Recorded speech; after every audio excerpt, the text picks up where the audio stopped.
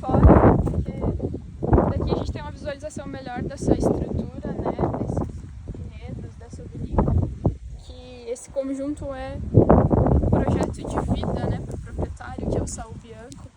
Então, é um sonho que ele teve desde muito cedo, né, ele teve alguns desvios na jornada dele, mas no final, né, deu tudo certo e estamos aqui agora, né, em frente à vinícola, contando a sua história. Tudo iniciou ainda na Itália com a família, né, do Bianco. Aqui a gente vê o Verino Bianco, esse senhorzinho. Ele veio da Itália ainda gurizinho com os pais. Eles viviam na região do Vêneto, em Vicenza, que é pertinho de Veneza.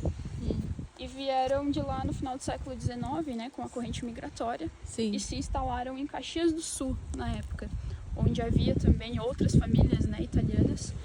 Caxias do Sul hoje é uma das maiores comunidades italianas que a gente tem aqui no Sul, né?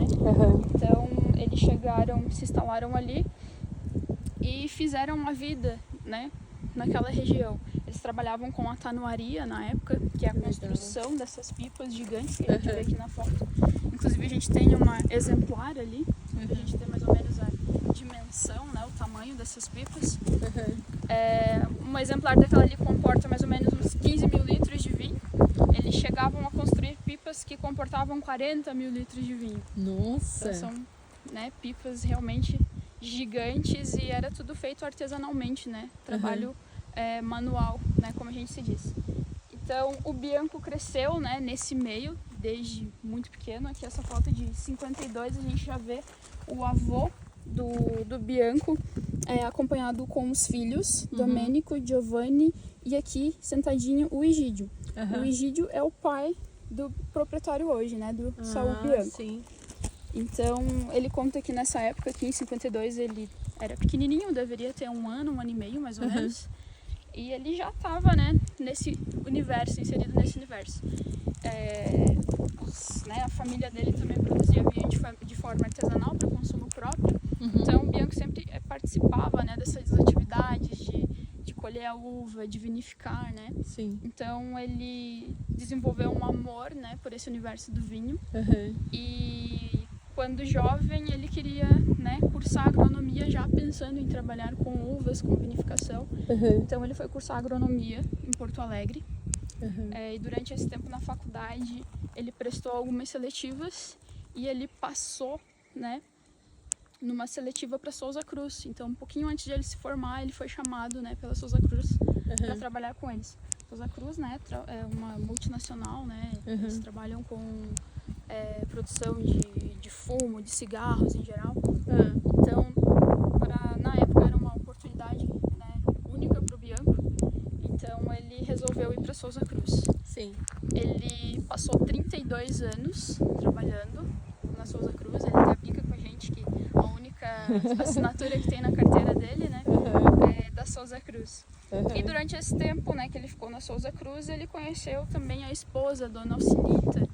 Ela era da área de comunicação e na época ela prestava alguns serviços, né, para Souza Cruz.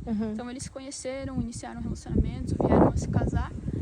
E, né, eles não tinham uma residência fixa, né, na época, devido a esse trabalho, né, do Bianco na Souza Cruz. Então ele iniciou ali em Santa Cruz do Sul, depois ele veio para Tubarão, em Santa Catarina.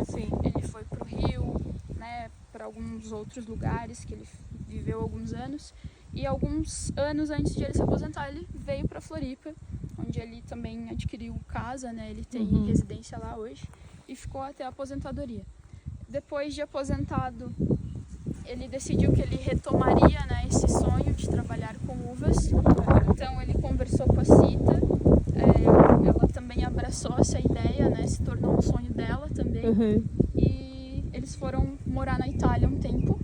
Que legal. Então eles dessa vez foram para Treviso, né, que é pertinho de Veneza também.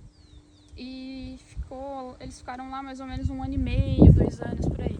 Esse tempo lá o Bianco fez uma especialização em enologia e também ele foi, né, conhecer mais castas italianas. Ele já era um bom apreciador de vinho, já conhecia bastante.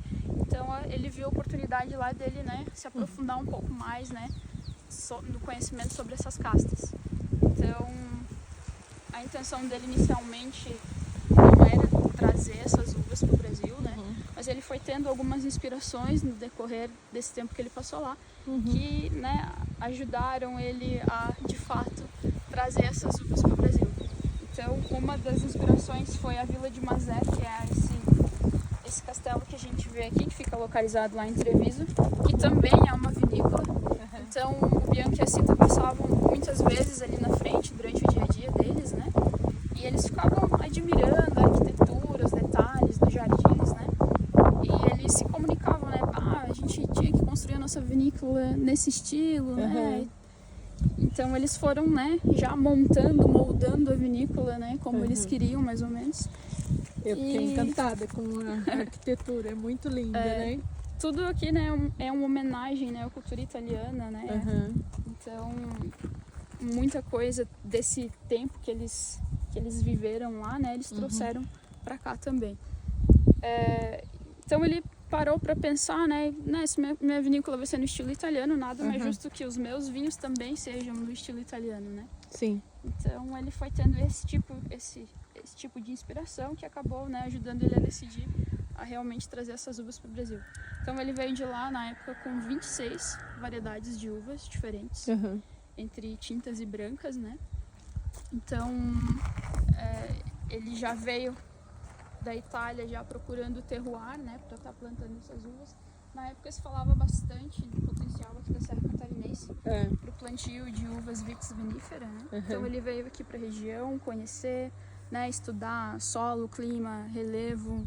Né? Na época já havia algumas vinícolas que atuavam aqui, né, que iniciaram primeiro, que foi a Vila Francione, Quinta da Neve, Suzino também já tinha vinhedos.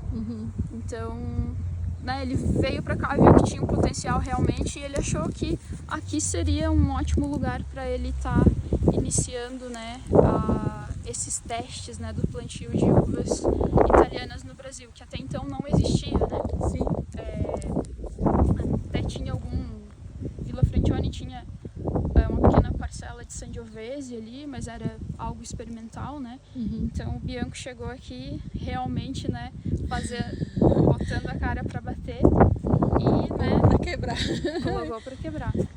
E iniciou esses testes, foi um processo super intenso, né, de adaptação dessas uvas, porque realmente não sabia como ia ser, né, essa adaptação. Ele teve apoio também da Epagre aqui de São Joaquim, então os técnicos e ele estudaram, trabalharam juntos, aprenderam juntos, né, uns com os outros, sobre essas castas novas.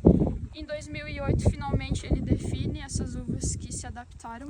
Das 26, 14 se adaptaram, então, né, a gente conseguiu adaptar bastante uva, né. Então aqui ele definiu essas 26 variedades, né? Dessas 26, 14 se adaptaram. E hoje a gente trabalha com algumas castas mais conhecidas, né? Como a Primitivo, que é esses primeiros carreiros que a gente vê aqui, Sangiovese, Montepulciano, e até algumas mais exclusivas, e algumas só a gente produz no Brasil, né? Então a gente tem Refosco, Dal Pedúnculo Rosso, temos Aliânico, temos Corvina, Rondinella, Molinara, temos Rebo. Das brancas temos Grequeto, Vermentino, Verdelho, a Gewürztraminer, e temos a Garganega também, que é uma uva bem especial, que aqui no Brasil tu só vai encontrar aqui na Leone de Venezia. Aliânico também. E todas essas uvas vocês utilizam para a produção do vinho, ou vocês vendem a uva mesmo? É tudo para a produção dos nossos vinhos. Que legal. A gente tem atualmente 5 hectares plantados de uvas, né, entre essas tintas e brancas. E a gente tira por safra de 20 a 22 mil garrafas, né, ao todo, por safra. Então é uma produção pequena, né? A gente visa mesmo produção de vinhos exclusivos, né, vinhos de qualidade. Então o Bianco consegue, né, realizar esse sonho dele, né, vinhos exclusivos e de uma qualidade excepcional. Aqui a gente já tem Sangiovese. Sim. Aqui do lado Montepulciano. O Sangiovese está um pouquinho mais adiantada do que a Nossa, que montepulciano. legal. A gente pode chegar aqui para visualizar, a gente já tá com os cachinhos. Essa é uma época que a gente chama da época do pintor, né? Que é essa que as uvas estão pegando a cor, né? Estão maturando. Que legal. Nossa, olha que lindo, né? Sangiovese tem um cacho comprido, Grande, né? a baguinha mais Nossa. compridinha, é um cacho muito lindo. Que lindo, né? Nossa, muito bonito. Aqui agora em fevereiro elas, né, estão ainda nessa fase de maturação e em março elas já estão prontinhas para serem colhidas. Sim. Algumas variedades a gente colhe mais cedo, outras a gente colhe um pouquinho mais tarde, como é o caso da Montepulciano e da Garganega, que a gente faz uma colheita tardia, né? A gente tem uma maturação maior, né? Uma concentração de açúcar maior dessas uvas durante esse período. Sim. Então a gente consegue colher uvas com uma qualidade excepcional, né? Que legal. E como que você sabe que ela está pronta para a produção do vinho? Assim, Então, daqui em diante, o Bianco e a enóloga, a gente tem ele que é enólogo e temos a enóloga, a Maikele Paim. Eles vêm todo dia para o vinhedo, eles têm um aparelhinho que eles medem, né, a maturação da uva. Então, eles que decidem o que, né, é Colher. ideal, a hora que é ideal ou não colher essas uvas. Que legal. Eu pensei que passava assim, de uma vez, assim, colhendo tudo. Então, não, vai colhendo de acordo com Com a casta, né, com a característica dela. A gente tem a Gewürztraminer, que ela é bem precoce, então ela é a primeira que a gente tira. Então depois ali do dia 20, tem anos, né, tem safras que depois do dia 20 de fevereiro ali, a gente já começa a tirar ela e já processa também. Ela já tá no ponto. E daí uma das últimas que a gente tira, né, algumas parcelas de Montepulciano que a gente deixa por último e de Garganega também. Nossa, que legal. Localizado, né, no vale do Monte Agudo, que é essa colina que a gente enxerga aqui. Realmente ela tem, né, esse topo mais agudo, então por isso o nome da localidade. E aqui embaixo a gente vê o vale do Rio Antonina, que é o rio que abastece a cidade de São Joaquim. Né? Então, sério? a gente está bem privilegiado aqui, né, com Bastante água, né? Aqui a gente vê uma parcela, aqui embaixo, onde a gente ainda não tem muita visibilidade daqui, tem outra parcela um pouco maior e aqui tem mais duas parcelas nessa direção. Então é só o que a gente vê mesmo que está no entorno da vinícola, que totaliza 5 hectares, né, de uvas plantadas. Nossa, é bastante, né? A gente tira por safra e a nossa venda, né, é mais direcionada ao consumidor final. Então, os nossos clientes para adquirir nossos vinhos ou vêm presencialmente aqui na vinícola ou nos contatam, né, no e-commerce, nas redes sociais. Sim. E hoje a gente entrega vinhos no Brasil inteiro. E vocês estão assim já mandando para o exterior também ou não? Não, a gente Por visa enquanto. a venda mesmo nacionalmente, né, para o consumidor final.